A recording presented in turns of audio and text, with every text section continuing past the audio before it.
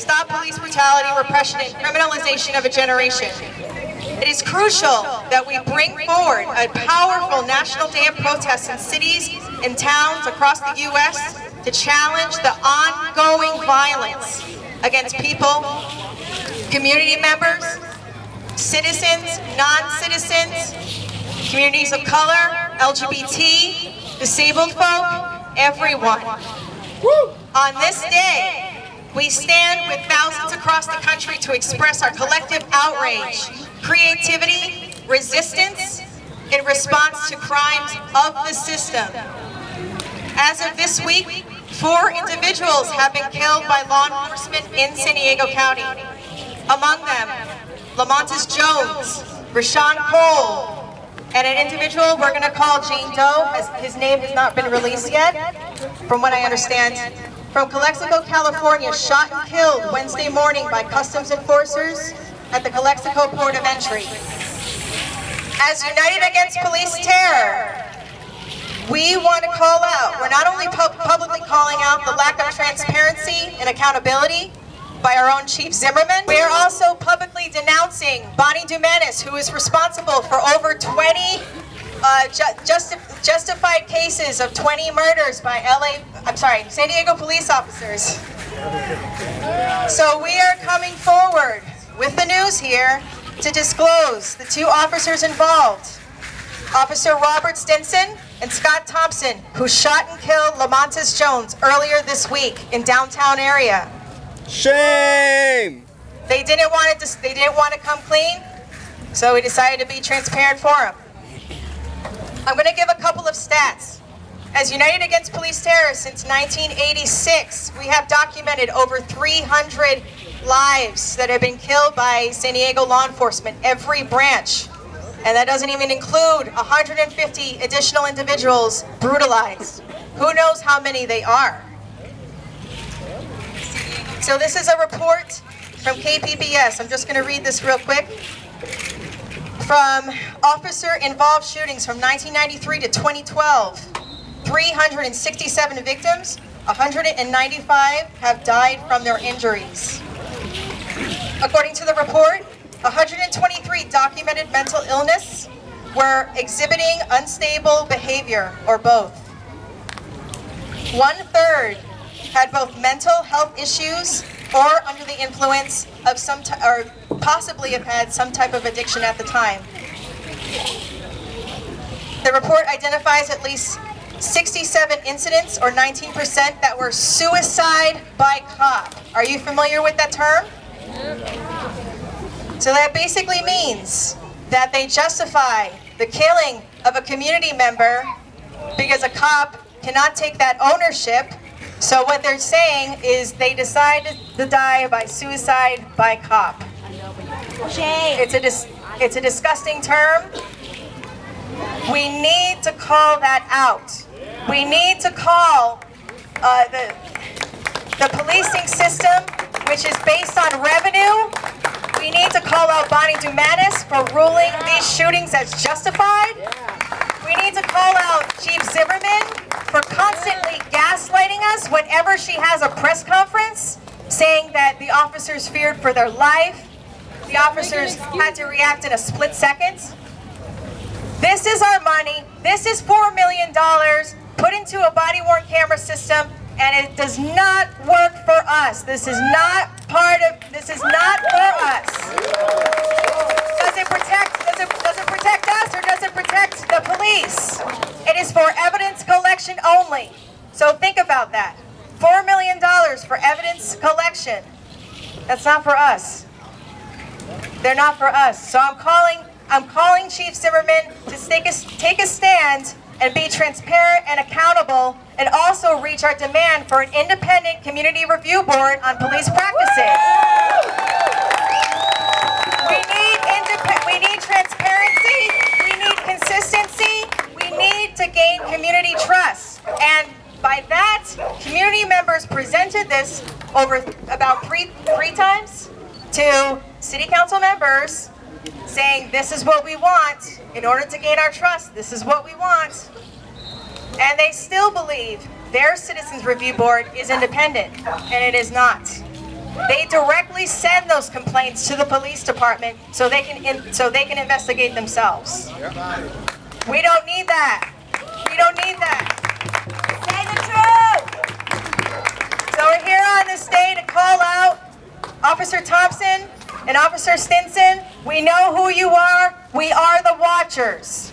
It is perfect what we do as far as monitoring police. It is perfectly legal. We want to activate the community to do the same.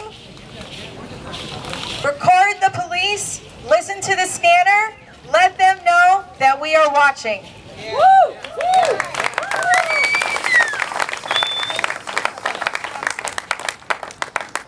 I do want to take this opportunity to thank, over a good 50 women who's made this event possible. Everywhere from victims, families, survivors. It's always been, whenever I have a police brutality rally, the personal is always political. As somebody who was sexually assaulted by an LA cop in 2006, I always knew there had to be a reason for it. It wasn't done in vain. So I'm grateful that y'all are standing with me tonight. We're sisters! My sisters in the struggle, because a woman's place is at the head of the struggle. Remember that. Remember that. So I'm all set with what I'm going to say. ¡Arriba las mujeres! ¡Arriba mujeres! I'm going to be introducing our first speaker. She has lost her beloved son, Marc Carrasco. This is Elisa. And if you can come to the stage, she has something very important to share. Let's give it up. Let's give it up. This is her family.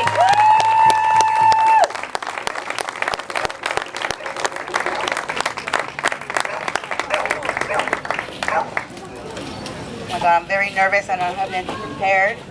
This is my son right here, Marc Carrasco. My pride and joy was taken from me on March 5th, 2011. He was already in his bedroom sleeping. They came in and they shot him 9 times. My son he was not a troublemaker. He was a hard-working man. He had 2 beautiful daughters. He has 2 beautiful daughters that he left behind. This is one of them, Jasmine. She's the oldest one. And it just has to stop. There was no need to shoot him 9 times. It makes no sense. It has to end. It has to end. It doesn't make sense. Thank you everyone who came for his support. I have his friends over there. We all miss him terribly. And they called it justifiable, but it's not. How do you justify that? How do you go in someone's house and shoot them 9 times? It doesn't make any sense. Thank you. Thank you for sharing.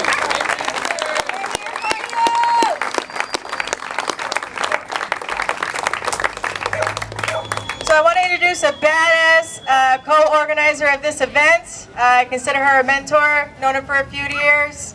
I follow her lead. Please welcome Bertha Gutierrez.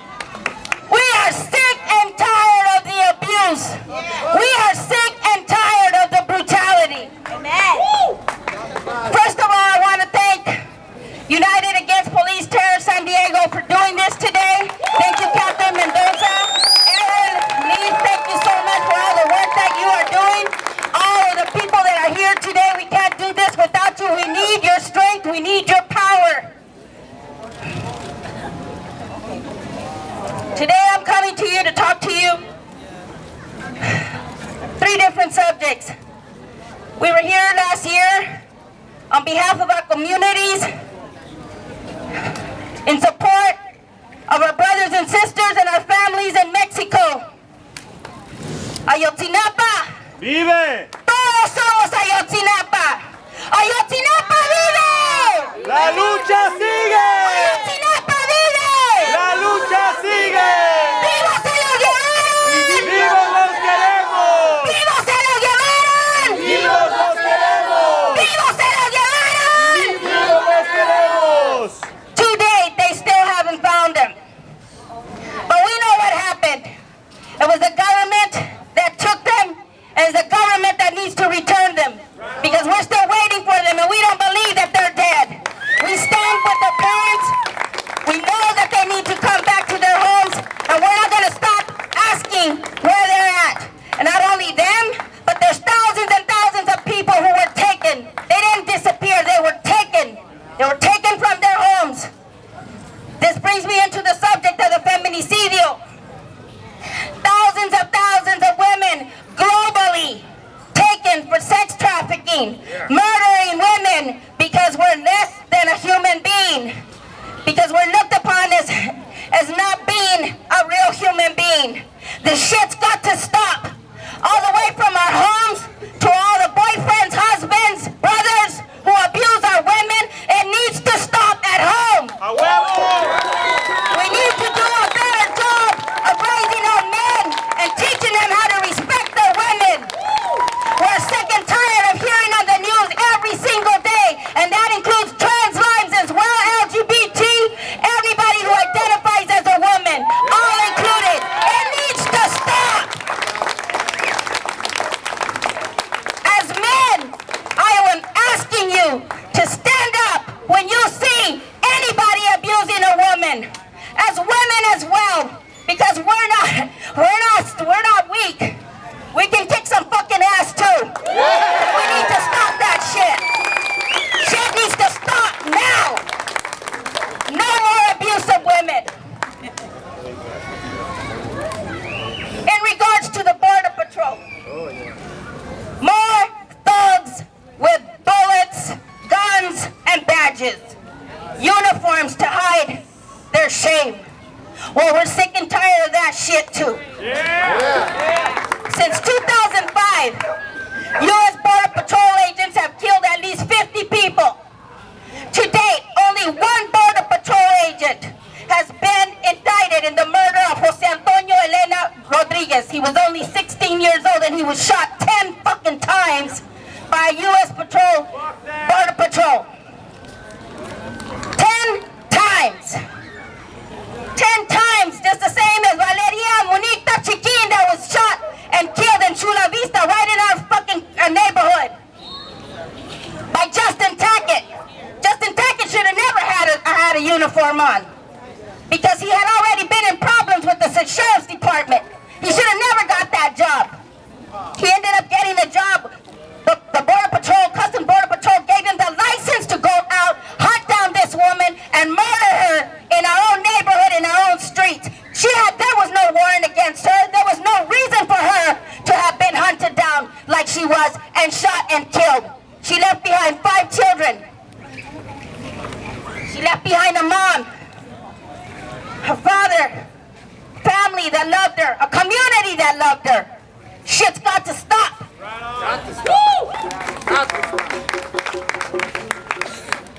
That means that all the families are, okay, and to date, since none of these people have been held accountable, that means that to date, all the rest of these families and the victims have not had justice.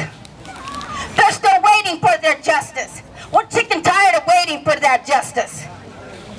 And just like the police department, there's massive corruption and lack of accountability in this system of thugs with guns and badges. Just yesterday, another person of color was murdered by a Border Patrol officer, and another man of color was also murdered right here in our streets downtown in San Diego by the police. Thugs with uniforms.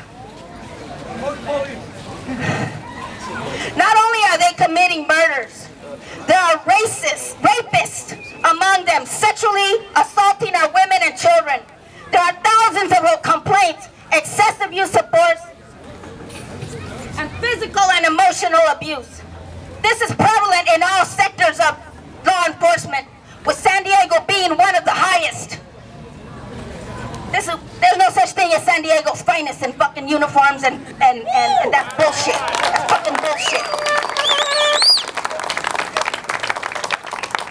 And that means that these thugs with badges don't respect our human and civil rights. That means that there is a great need for accountability and transparency. We have to keep demanding oversight, transparency, and accountability. We are sick and tired of these thugs with guns and badges overstepping the boundaries of their authorities. We must demand prosecution to the fullest extent of the law.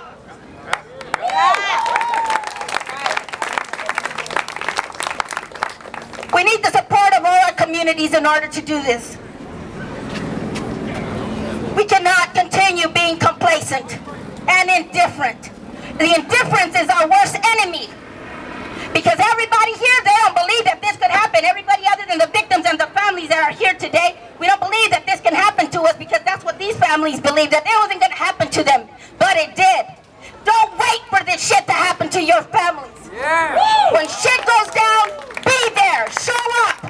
When we have rallies, when we have vigils to show our families and their victims and their loved ones, when we show love and respect, be there. Show up. And because without justice, there is no peace. Yeah. Sin justicia! Sin justicia! Sin justicia! No justice! No justice! No justice! No racist police! I want to bring up one of our sisters that suffered a loss. Her daughter, Valeria Tachiquin, was the one that was murdered right here in Chula Vista. And what we're also trying to do is that we're trying to recruit all of the families that have been victimized. So if you know of any of them, get a hold of Kat, get a hold of me, get a hold of anybody else that's here that's in an organization, and bring them forth. Because together we are more powerful. If we need to shame this fucking government, then we need to shame them. They need to be ashamed for what they've done.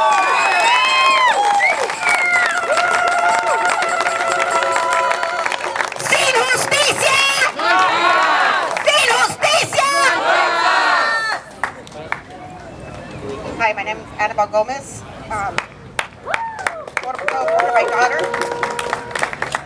And I feel like, why do we have to wait so long for them to take for justice? If it would have been us, we would have been in jail. We would have been locked up. And the only thing that happens to them is a badge. We should have never been hired. And it's every day it bothers me because it's like he took my daughter, my sister, and the worst, my grandkids don't have a mom, and he has a family. He still has a job. And not only that, he sued my daughter. He murdered my daughter. He sued my daughter's insurance. How can you do that? A person with no heart. The piece of shit. Yes. Woo! Woo! You know, you don't do that. You don't. No mercy. No nothing. And I want justice. And I thank you. Because these 3 years, I couldn't get up. And it's not easy. But I thank you because, like, and I see so many families. I was not the only one that's going to be hurt. Other mothers that lost their sons, wives, husbands, and we do have to stay together and let our voice be out there and heard. Thank you. We love you! And that's another thing, everybody. That's another thing. Find out who these families are. Make a humane and a human connection with them. Find out where they're at. Go see them. Invite them to some coffee. Take them a little something to eat or something. Connect with them on a human basis. Because I guarantee you that once you make that connection, you will never turn back. This is going to go on until they get justice. Because they're broken. And we need to pick up those pieces for them and put them back together. Yeah. Now I want to invite Maria Puga, wife of Anastacio Hernandez Rojas. Bernardo, véngase. También usted. Anastacio Hernandez Rojas was beaten to death by the U.S. Border Patrol right here in San Isidro. 12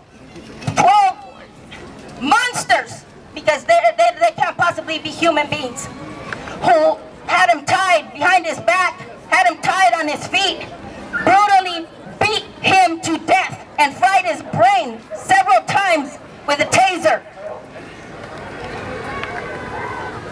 Not only should they be held accountable and they should all go to prison for what they've done, but all those other pieces of shit that were standing around and didn't do a goddamn thing to stop it should also be held accountable. And if there's no law for that, because if I was in a situation where there was a murder being done and I even had nothing to do with it, but I was present, I'm going to be charged. We need to hold them accountable to the same situation.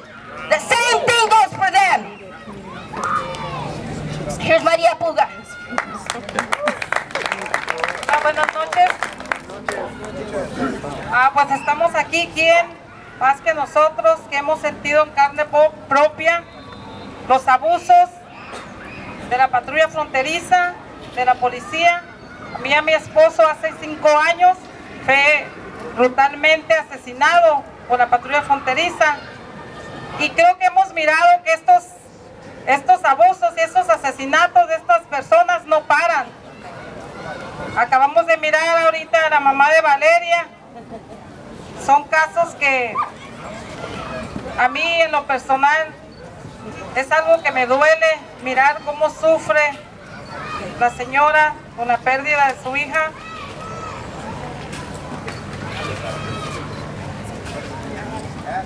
Good evening. We're here in the flesh. I have lived in the flesh the injustices of this police department, of all police departments. I have lived in the flesh the injustices that families here in San Diego have lived through. My husband roughly got assassinated 5 years ago, and since then we have been in the struggle, and we will continue to be in the struggle, because as you just seen, the mother of Valeria, when you see people like that have gone through those situations, you need to be in the struggle.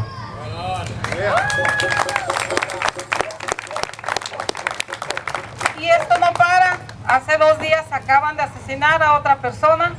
Creo que todos los que estamos aquí ya estamos hartos de todos estos atropellos. ¡Ya basta!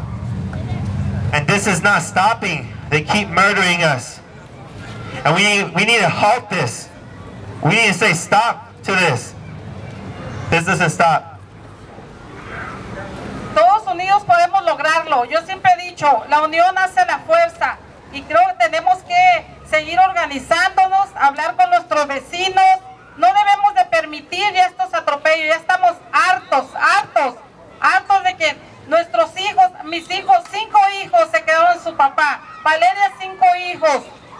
Está Francisco con sus otros hijos, su mamá, su familia. Son todas estas imágenes que miran aquí, son todas las personas que han sido asesinados por la policía y por la patrulla fronteriza. Y a ninguno se le ha hecho justicia. Ellos siguen trabajando, siguen haciendo lo mismo siempre. No pasa ni siquiera un año cuando ya nos matan a otra persona. Creo que eso, ya estamos hartos.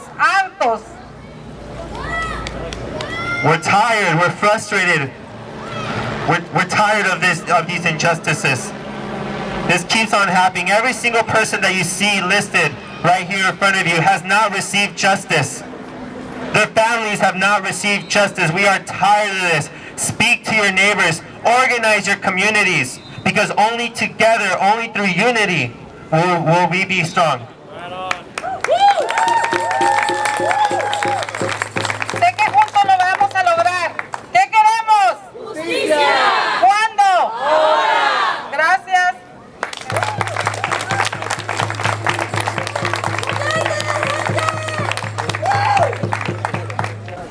We would like to invite Brenda and her mom, Trinidad. They are related to, this is Francisco Cesena's sister and her mom, that her brother Francisco was murdered last year, Christmas Eve. Like they don't give a shit what day it is. You know, they ruined all of that for the rest of their lives. That's what they have to think about during these times. But we're going to be there with them. We're going to be there with them again this coming Christmas Eve at 2 o'clock at the border, and we're going to support them because they are not alone. But we get everybody here to commit to be there with these families. Please. Good evening, everybody. My name is Brenda Cesena. I'm Francisco Cesena's sister. Francisco was murdered at our San Diego border on Christmas Eve. He was tasered 7 times and he was beaten. His ribs were completely broken and then left him to die. They did not care that he had a family that he was trying to get home to for the holidays. He left 3 kids behind and a grandchild. He was my only brother. I have no more siblings but my children and my mother and my husband that he's out somewhere. We need to stop. They don't care what day it is, they do it. They're still going to be able to be with their family on Christmas while they mark the family for the rest of our lives. It's not fair, and it's not only Border Patrol. We have San Diego Police Department that are doing their little shenanigans out in the street whenever they please. It's not fair to anybody. So we need to unite, come as one big family, and let them know that we're not going to give up till justice is served. Woo! Right.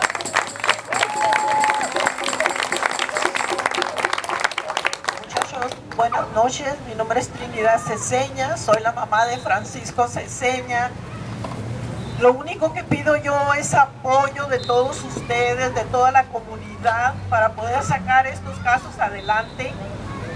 Es muy triste, no sé qué va a pasar ahora en Navidad.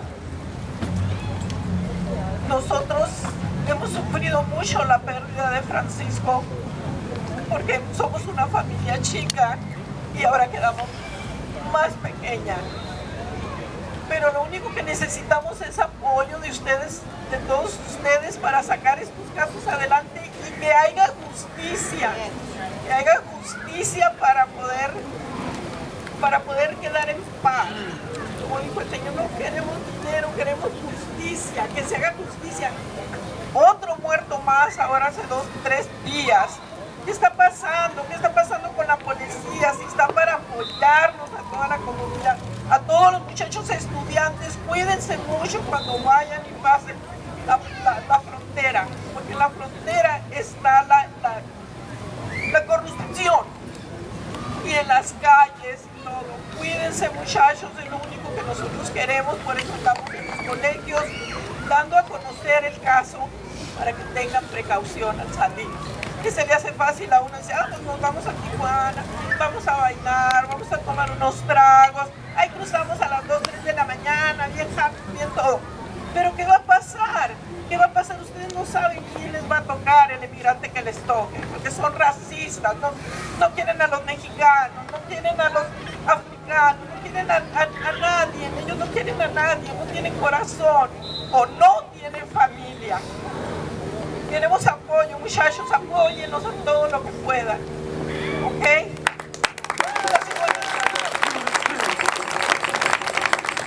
Trinidad, Francisco's mother is asking for everybody's support here. Her heart is broken. Of course, you can imagine how they feel. It's very hard. It's very hard for our family to pick up the pieces. It's very hard for them to get up and even be here. Because I've tried to bring them to a Skype conference, but you know, even on a daily basis, just to get up out of the bed when your loved one was taken, and even for those of us that have lost loved ones, it's difficult to continue to move on. But when your loved one is taken in such a violent manner, it's completely different. Because I can just imagine that you're just thinking about what were your loved one going through at the time that they were taking their lives because you weren't there. So we need to be there to support them.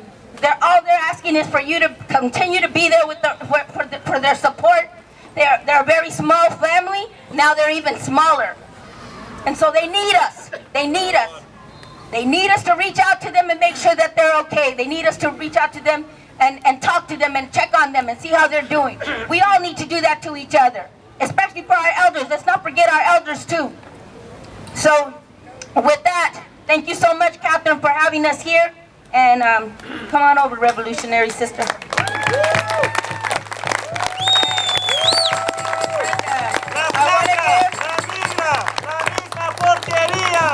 placa, la migra, la misma porquería. La placa, la migra, la misma porquería. Okay, so I have the honor to introduce a lifelong friend. All right, I've known him for such a long time.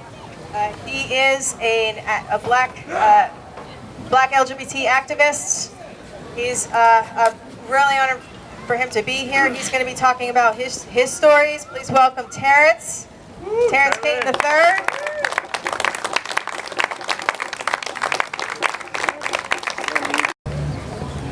Greetings, everybody. Hello. God bless everybody for being here. God bless you. God bless the people who wanted to be here and can't make it. God bless the people who deliberately avoid these type of spaces. Just want to offer 10 seconds of silence for all my transgender siblings of color brutally victimized for living their authentic lives.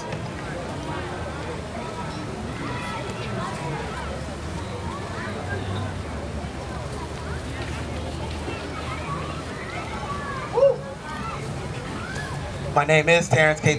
Miller. I am a LGBTQIA community chaplain, trained by California's mental health movement. Each Mind Matters as a mental health first aider. I have an associate's degree in information technology and networking, bachelor's degree in human services and management. I'm a U.S. Navy veteran, and I'm a radically inclusive Christian on the far left side of things. I was born in Oakland, California, female, raised in Doylestown, Ohio, still female.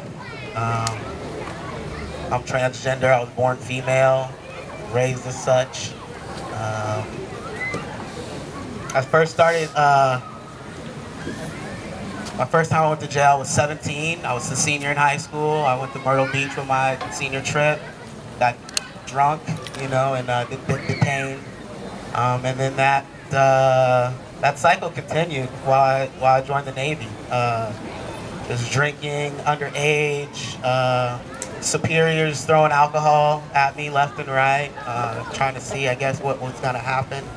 I was young, dumb, full of cum, and definitely fell into some traps, some snares, and was reprimanded for homosexual conduct and fraternizing with my superior. And that, growing up queer and in the service, it was an unsafe space, and I began sliding downhill, just frustrated. Relationships, poor communication, partnerships. Just my lovers would, you know, be enraged and call the cops. And I was detained for drunken domestic disturbances, numerous occasions.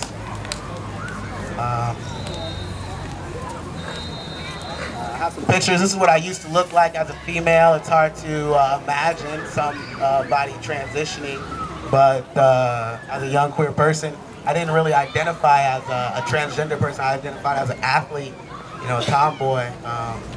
And it wasn't until after I joined the service and learned that there were some queer spiritual prayer warriors who had my back all those years while I was struggling under Don't Ask, Don't Tell. The now failed policy of Don't Ask, Don't Tell.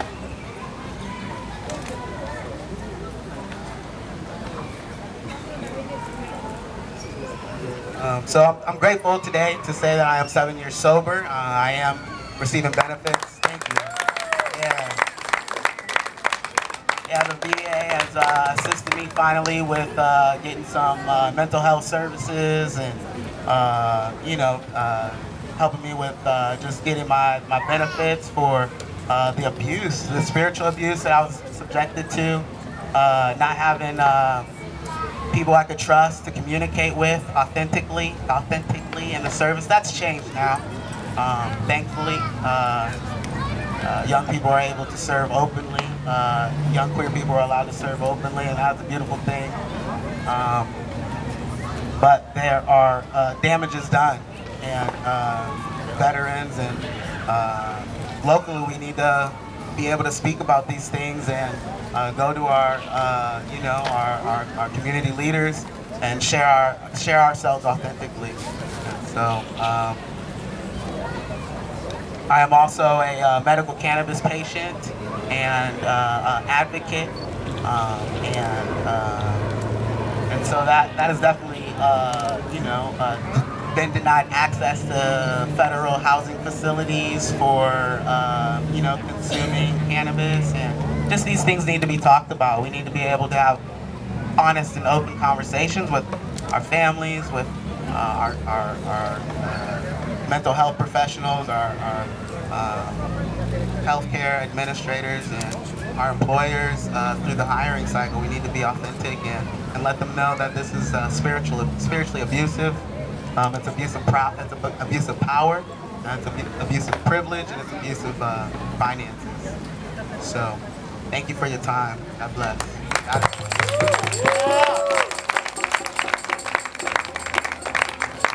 You got it.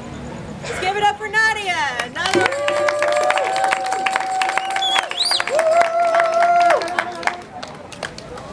Hi, you guys. Thank you. Thank you very much for coming out. So hi, you guys. Thank you. My name is Nadia Contreras, and I'm here for the same reason as you are. I'm concerned, I'm worried, and I'm ready to do something about it. There's a lot of people that have been here for the past 20 years celebrating today's day. So it's very important that you stay informed throughout the whole year about things that are happening that represent the community here. I want to tell you guys one thing that is missing from the police department, okay? And that is emotional intelligence. It's a known fact that a lot of the cops are reacting out of fear, not out of the safety of the community, not out of the safety for themselves, but out of fear. I'm in fear for my life. You guys have had fear before. It's okay to have fear. However, if you take on the responsibility to be a policeman, you need to be able to be a professional and put that aside. And that is why emotional intelligence has to be taught to all cops, not just the new cops coming in, because we know that the new cops are having to go through emotional intelligence now, but the older cops, just like the cop that just shot that gentleman 2 days ago, they've been in the force for over 15, 20 years. The other cop has been in the force for about 15, 20 years. So the lack of humanizing that's happening right now is just ridiculous. That is why we're experiencing such things, because nobody is humanizing these situations, okay? Now, this is very brutal, and I'm gonna give it to you the way I like to, okay? I like the shock factor. Close your eyes and imagine your mother being treated like that, police officers. Close your eyes and imagine your daughters being treated like that, officers. Close your eyes and imagine anybody that you love being stomped on the ground, having no type of right, and also being treated like an animal. You wouldn't like that. We are all brothers and sisters out here. We are all here asking for solidarity, for peace, and for all of us to have justice, okay? We're not asking for anything ridiculous. Like these victims' families ask, they don't want any money, they don't want your condolences, they want justice, okay? Very simple, justice. Justice for all of these stolen lives right here. Everybody on this list, none of them deserve to die. Regardless of what they were doing, they did not deserve to die. We are not our creator. So let us stop acting like it, okay? And just to let the cops know, because we are surrounded by some of them, we come in peace, but we are pissed. So we want justice, please. And thank you guys. Thank you guys. And I want to say thank you to Affirm as well. Power to the people, and thank you to Affirm. Power to the people. Oh, and I highly suggest wherever you go, and if you're riding in your car, throw this up. This means something. And if I recognize one of my brothers and sisters with their arms up, I know exactly what it means. It means we see eye to eye, and it means that we're fighting the same cause. And all it is for justice. Okay? Thank you guys.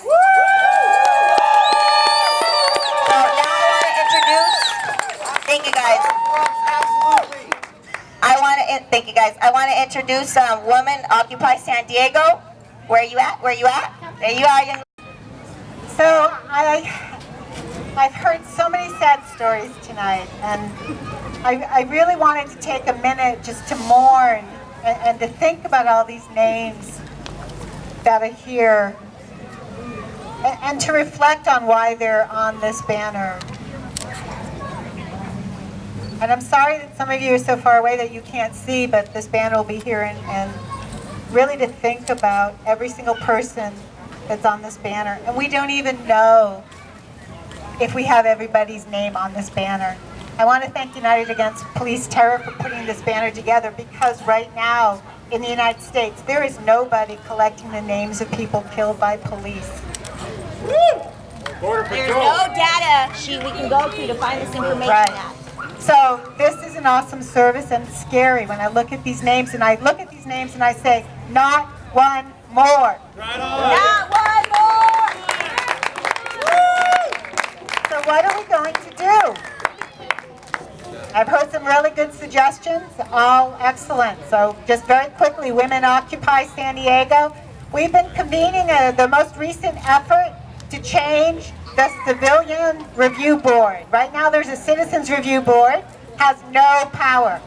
So we have been going, like Cathy mentioned, and we've been going to the seat of power, City Council, and we've been saying we need a strong, independent community review board on police practices. And what are they telling us?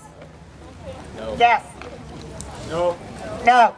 So we're going to have to go back and demand it louder, which means that we need people to be there demanding. We need an independent community review board on police practices that has the power to investigate, the power to subpoena police officers so they have to answer questions, the power to talk to witnesses, and the power to fire or properly reprimand or punish the people who have done the bad things. I'm kind of being childish here, but yeah, really, this is ridiculous. This banner is scary to me. So that would be one thing. It's just one step. We know that's not the final answer. There's so many more things that we need to do, because we have to change our culture. This is a cultural problem in the United States. We are in love with violence.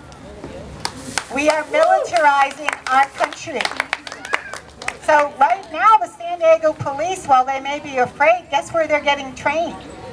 They are being trained by Mossad in Israel. That's the thinking that's going on in our leadership, that the Mossad of Israel are so fierce and tough that we're going to send our police there. So when the police get trained, they come back, and they come back as an occupying force. Not acceptable. So why do we accept this? We have to stop this. And one way is to increase the transparency and the accountability, which means we need an independent review board that will say to each individual cop that does bad, you're out. That will say to the police department, these practices are bad, you're out. This is what we need to protect and serve.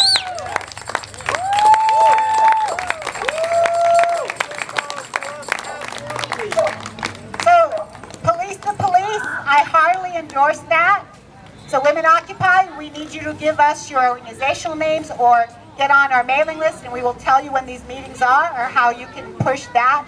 But police to police is so important. So if Cathy or United Against Police Terror can tell us how to do that, because we need to document what is going on. We need to have the pictures. So if you're willing to go out there and take pictures.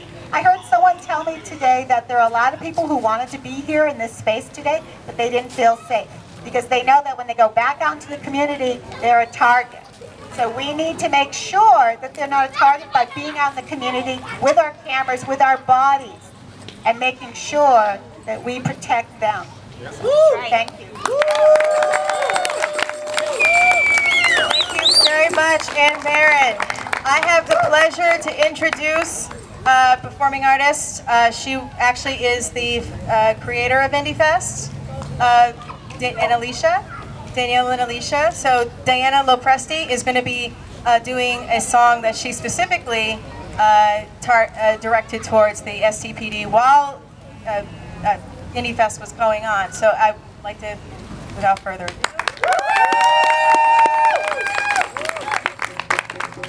Can I ask you to come closer? We're getting skinny. Let's get closer so we're a little bit plumper. The crowd is a little bit plumper. Please come closer. We don't have anything to amplify, Alicia, and I'd love for you to hear the guitar. I just want to challenge us all to never, ever, ever become numb to how horrible this is. Never, ever, ever let ourselves become numb. Because a loss like this to anyone's family is a loss to all of our families. Totally connected, whether we're awake to that connection or not.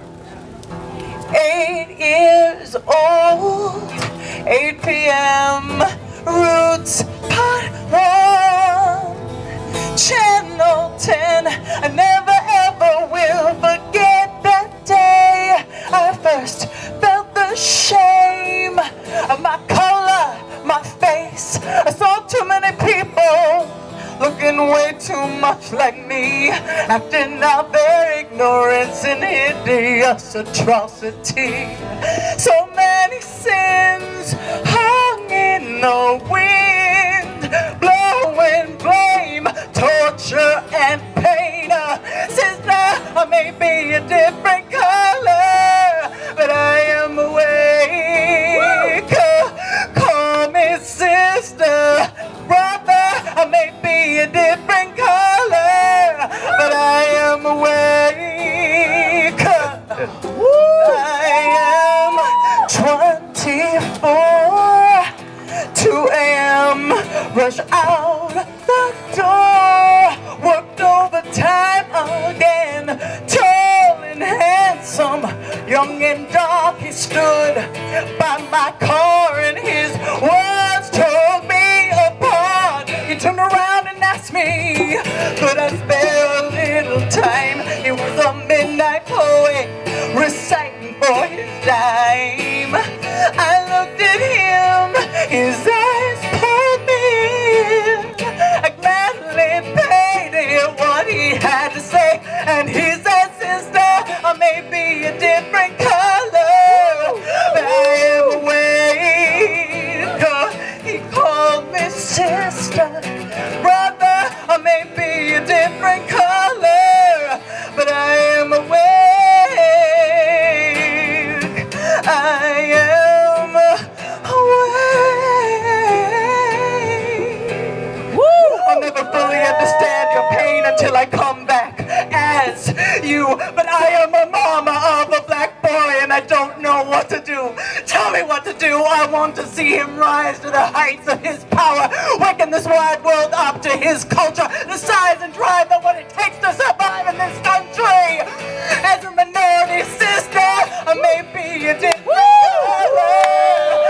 I am awake. Call me sister, brother, I may be a different color, but I am awake.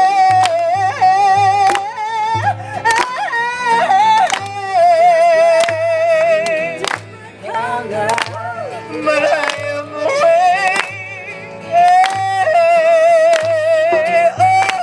Brother, I may be a different color, but I am awake. I am awake.